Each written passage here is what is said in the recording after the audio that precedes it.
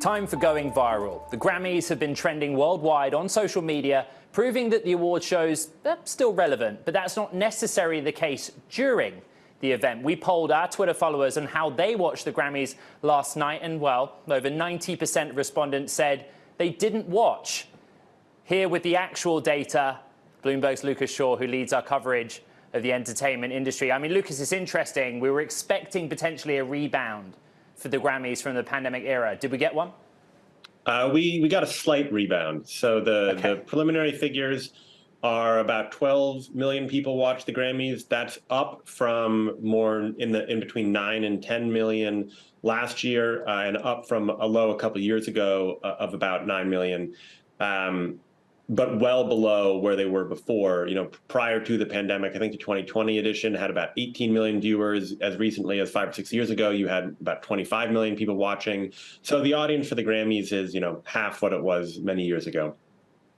You saw the results of our poll. That's one audience, right? 90% of respondents saying they didn't watch at all, but the other options were cable or streaming. I guess then the conversation goes to how are networks and platforms kind of adapting to seize on how people are actually consuming events like the Grammys?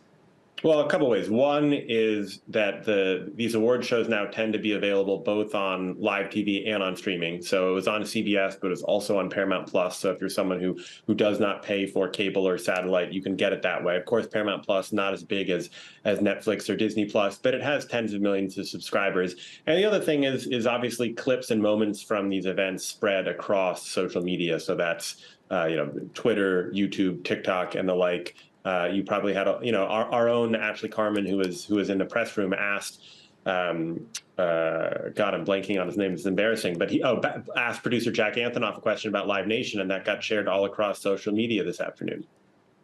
Ashley Carmen also writing about Beyoncé breaking the record for Grammys wins, but she didn't win a top award. Yeah, look, this has been a trend with the Grammys, particularly with Black artists that kind of fall under hip hop and R&B, is they win a ton of awards in the genre-specific categories. In Beyonce's case, she won both in R&B and electronic and dance, but they don't win the big three, which are Album of the Year, Record of the Year, and Song of the Year. So remember, with Beyonce, she now has won more Grammys than any artist in the history of the event, yet she has only won one of those big three awards, Song of the Year, and she won it once. You compare that to an Adele, who's won Album of the Year twice.